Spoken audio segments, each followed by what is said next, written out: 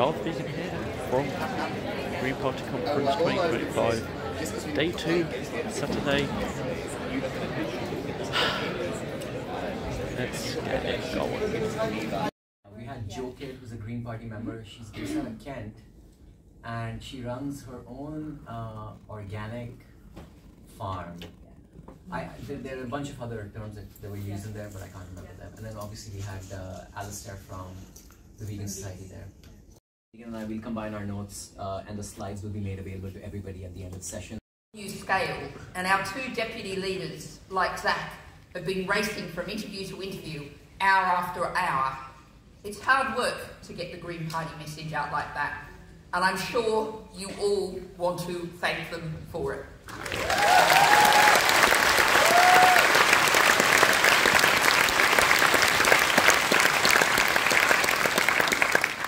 It's hard work that we've all got, conference, to change everything.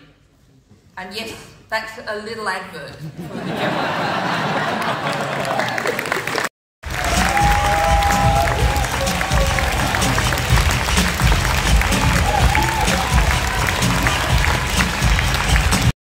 They saw Europe at its darkest, and then they watched the founding of the welfare state that would keep Mum alive as a single parent in the 1960s. They instilled in me a knowledge that progress isn't a given. History is ours to make. My dad, grappling with his success in business and deep socialist principles, taught me that it's good to pay tax because that's how a good society gets built.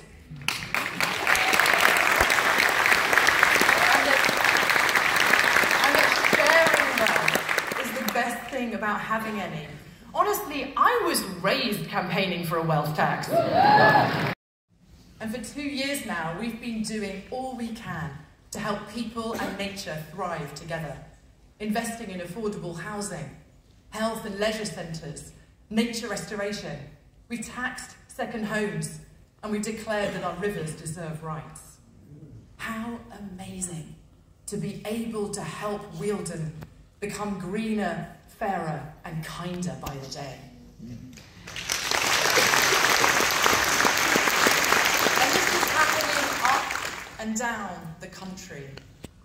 Whilst our government is bowing the knee to irresponsible world leaders, continues to support mass slaughter and starvation in Gaza, and approves climate destruction at Gatwick, our green-led councils have been investing millions in cycling and walking infrastructure, thousands of low-carbon homes for social rent, establishing youth councils, buying land for rewilding, investing in leisure centres, maternity support, community transport.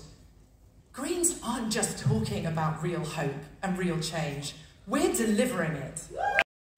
But we kept coming together, picking each other up, fanning the flame, and we never, ever stopped. That is our story, if we choose it now. Who in 2010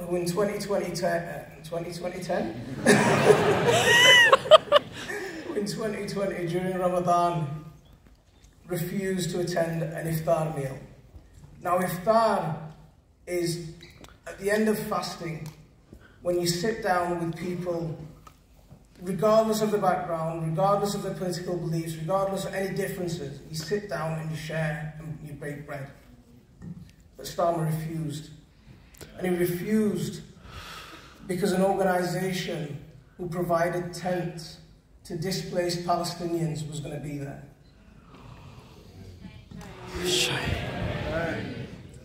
And that was it. I couldn't take it anymore. And I did what I should have done 5 years before that. I cut my Labour card up and I joined the Greens.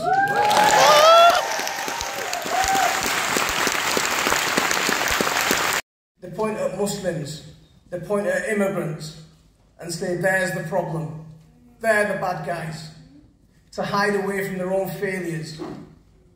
It wasn't immigrants, it wasn't Muslims, it wasn't black and brown people that privatised our key infrastructure. it breaks my heart every time I have to pick up the phone and hear of kids not having enough food to eat, kids going hungry, kids not having the right school uniform, not having shoes to put on their feet.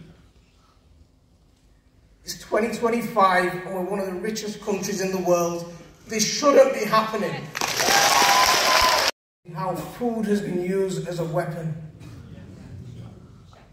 Now last year I stood in front of you at a conference and we passed a historic motion recognising what's happening in Gaza as genocide.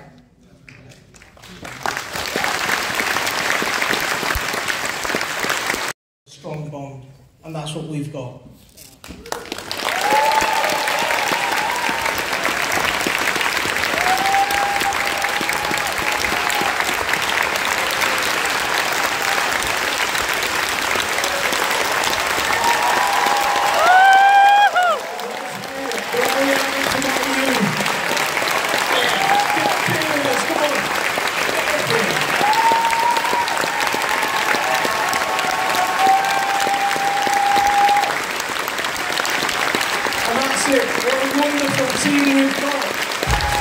Your hand up or putting a speech slip to speech for or against a motion.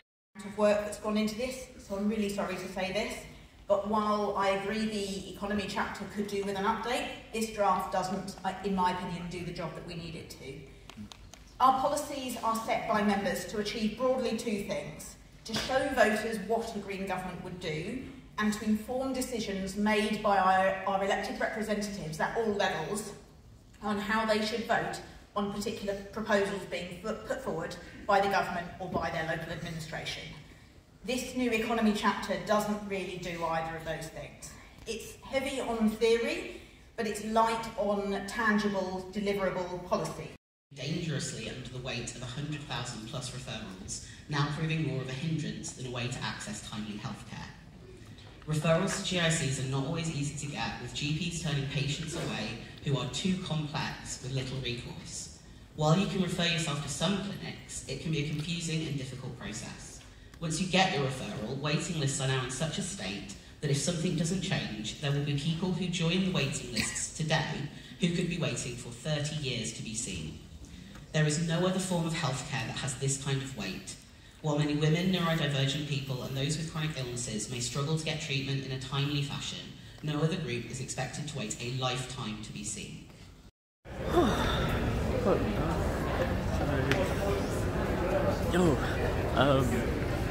On the motion about balloon releases.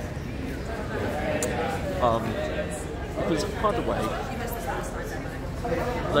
people decided yesterday that that was one of the ones that wasn't going to be fast-tracked. So we had to have a silly debate. Basically, the people were basically saying, it's like, oh, what about hot air balloons? And the person with the motion was like, well, this is about litter. And hot air balloon carry passengers, and I would hope passengers didn't come there. Brilliant. Anyway, off to the beach.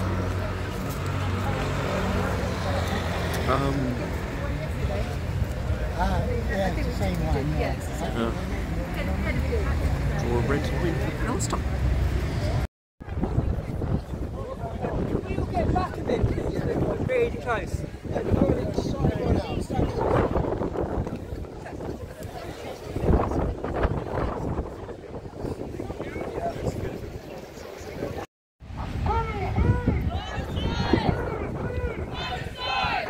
Trust me, it was way longer than this.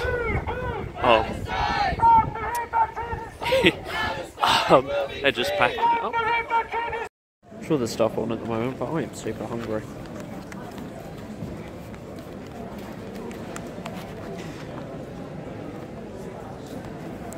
I mean, basically. Oh yeah. I'm a bit hungry. Palestinians are starving as well.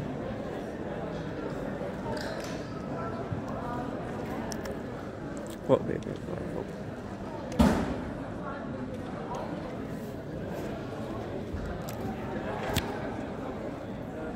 oh yeah, and I got this this Palestine colour. Very nice.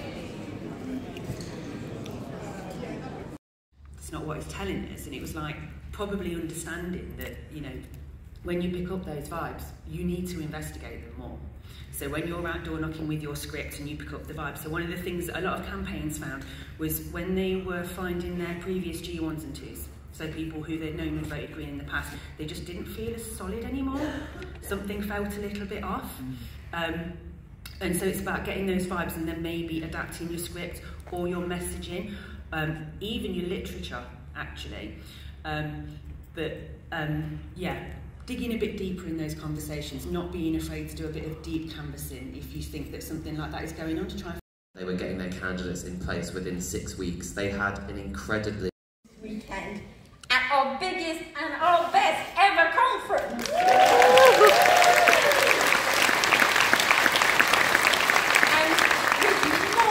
And more people joining us. Membership now, and our latest figures, they change every hour, 83,400 members! Woo!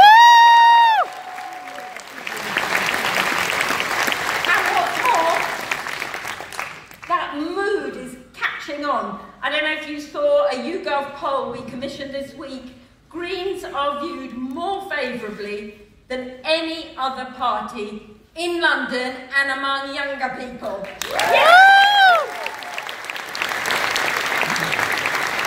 We can prevent women from being elected into our leadership. So, for example, if the person elected for the first deputy leader position is a woman, any other woman in that contest is immediately eliminated, and men who may have received fewer votes than them are elected in their place. So amendment there about, you know, so at least one has to be a woman or woman binary. That passed. I didn't care to find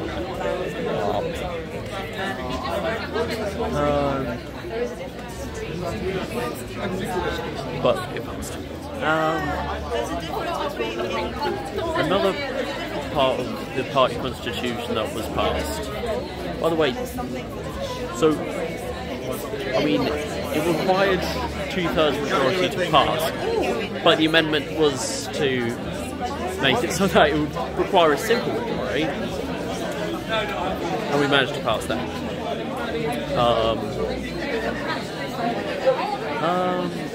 Also a bit of a political strategy. To make it a little bit more ambitious. The concern was that it wasn't ambitious enough, but I just thought, I might as well pass it anyway if it's more ambitious than what we had before. Do that? Where's the system to do that? Where's the way we can come together? For the future, homes fit for the future, absolutely. Fully insulated, net zero standards, not just solar panels on the top, but talking about embodied carbon and the fabric and the orientation of buildings, making sure they're flood resilient and ready for dealing with overheating that impacts with the climate crisis that are already coming down the roads. And so I was proposing amendments on those issues as well as on protecting nature and, of course, on the social justice aspect. So, for example, banging on at Matthew Pennycook at every opportunity about the fact, the very puzzling fact, that while the government thinks that it's vital to set a target for building houses overall, 1.5 million they want to build, they for some reason don't think they're setting a target for social housing. So that's it, it's gone. It's a bit of a headache for Ed, isn't it, Mr. Miliband? Yeah. So that's all. All the concrete, all the wood, all the glass, all the bricks, all that consumption, that's all of our carbon budget gone. So trying to meet, you know, any net zero commitments is entirely swept away if, fancifully, and it is a fanciful thing, because all of the developers themselves said that we can't build that many homes. They've accepted that. But even if we were to meet this ludicrous ambition, it would be enormously dangerous. So one of the things, and you know, Ellie has touched upon this already, is the enormous amount of available housing that's already there.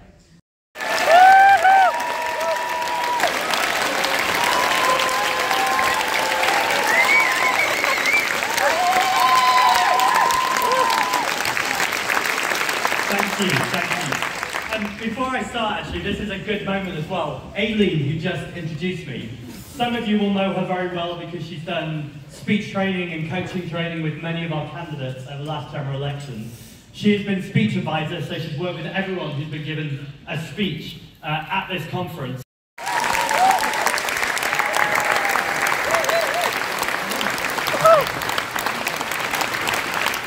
Welcome, Owen. This is very exciting. It is very exciting. This guy's going to go far, what do you reckon? You know your audience. So, Owen, I want to get to hope, alternative solutions. I want to talk about the left. But first, I want to start with the grim stuff. I want to get to that. So, on the grim stuff, how was Labour conference? I was going to say, we're taking the scenic route, are we? Wow, it was bleak. I'm not going to lie, it was bleak. Like, I've been going to Labour Party conference for my sins. As you say, I've left the Labour Party, my mental health has improved markedly. I've been going over, and it was odd. Maybe it was a bit like, you know, you think meeting up with an ex over coffee, where things, you know, maybe a bit of water's under the bridge. There was no water, obviously, with that bridge. It was, I mean, I think a few things I'd say is, it was, you know, you had to find the members because there were so many corporate lobbyist types there. So we try, every year we vox pop people, although I did get banned this year. In the next election, it's either the Labour Party or we get Nigel Farage. What do we do about that? He's the one paving the way for Nigel Farage because we know from every single example, for example in the European continent, that when mainstream parties take the rhetoric and the policies of the radical right, all they do is shift the terrain onto their ground, legitimise their arguments, and fuel their support. You know,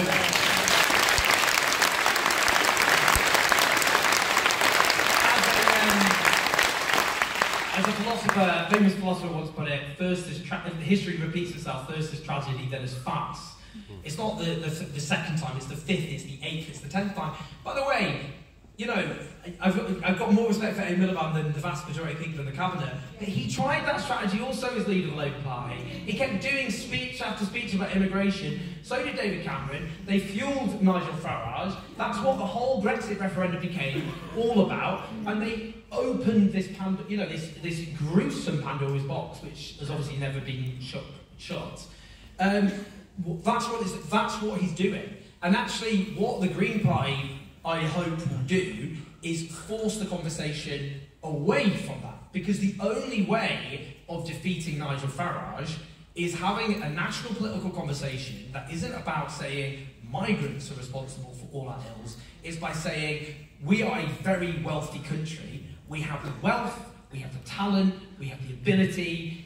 It's just the wealth that is created by the hard graft of millions of people is being hoovered into the bank accounts of a tiny few. And if we just unlocked that and invested in people and communities, then we could build a country that works for the vast majority. Dystopian. It was great. And it was interesting because because obviously Labour just revoked my pass, and then I went to Palestine, and then 2 days in Israel revoked my pass. So I keep going, hopefully this is the first time in the last month I won't get my pass revoked. No, I went with this brilliant, incredible Palestinian Christian organisation called Sabeel. And so we went to Bethlehem and Ramallah and Hebron. Yeah, all around the occupied West Bank. You know, it's just that sense of just suffocation. There was a Palestinian I knew already from London who lives just outside Jerusalem. So he kind of lives the equivalent of like Croydon, you know. And he's like 28, 29. And I'm just walking around Jerusalem freely. He's been to Jerusalem once in his life when he was a baby. But he's never ever, he doesn't have any recollection of Jerusalem. And he just lives a mile outside of Jerusalem. Because he's banned. No Palestinian from West Bank can enter their own city. All young men, we have contempt for them. And, you know, what's happened to lots of young men in a lot of Western societies is, you know, lots of communities where you had jobs which gave people a sense of dignity and security got stripped away. And it left a lot of communities with their beating hearts ripped out of them. And it made a lot of, you know, a lot of men in particular feel, you know, thrown onto the scrap heap. You know, there was this idea of this was so much part of people's identity. And that's just one example of how people's justifiable anger has been twisted in a different direction. Because, you know, white men are not oppressed as white men in this country. They're oppressed because they are working class people who have had their jobs, their secure job stripped away, where there isn't decent housing, where the childcare is so expensive and rip-off that people, you know, and combined with the housing crisis, like raising a family has become so much more difficult. Fear. Ever been on a date and let one loose? Wish you couldn't have done? Well, now with this in your back pocket, you'll always be prepared. So, don't let your bowels hold you back. This year is your year, baby. Wow. Yeah. Can be doing to have bright smiles like you. To have a bright smile like mine. You need to always brush your teeth with toothpaste.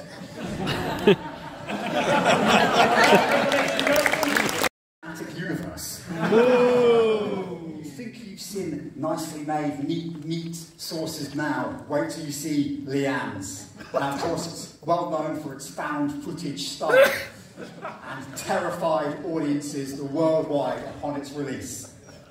With smooth, beefy gravy. You see, thank you, Rob. Yeah, well, no, someone told me you just have to tick a box. I'm not going to get counted. Well, I'm worried. How good is the improv at their conferences? Jury's out on that one.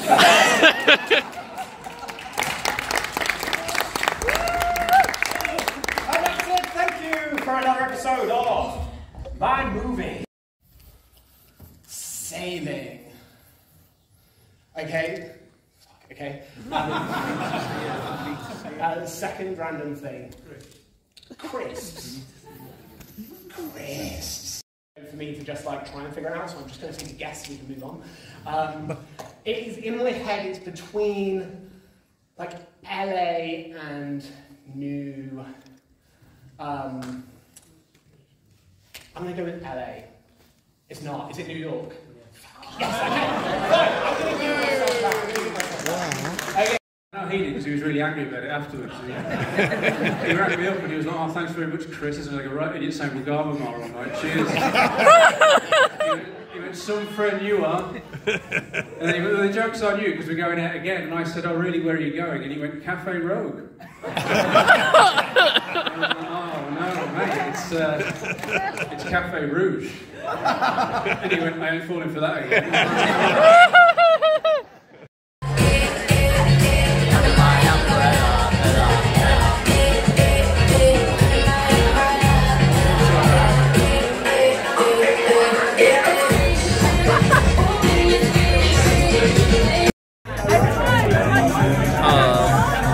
Oh god.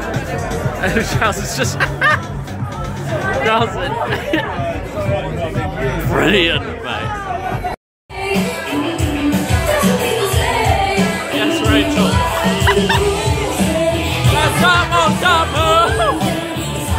Got this news. My mind saying extra right.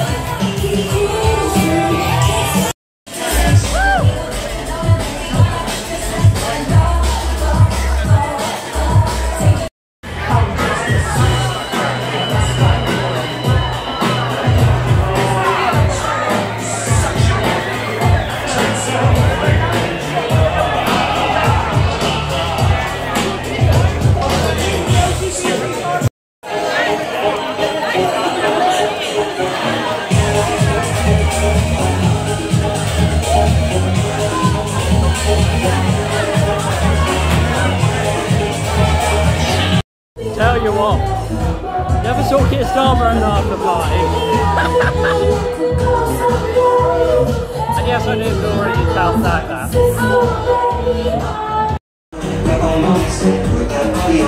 Come now, follow my lead. Okay,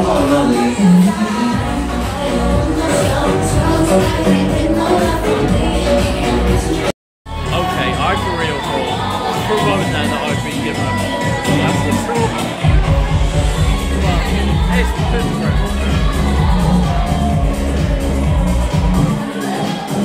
I'm stressed about it. Right, well,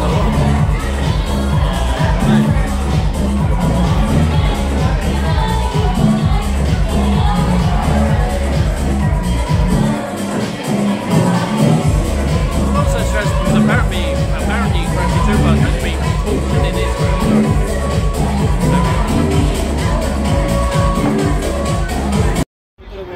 Right, it's 2 o'clock. Oh, the first session started at 9.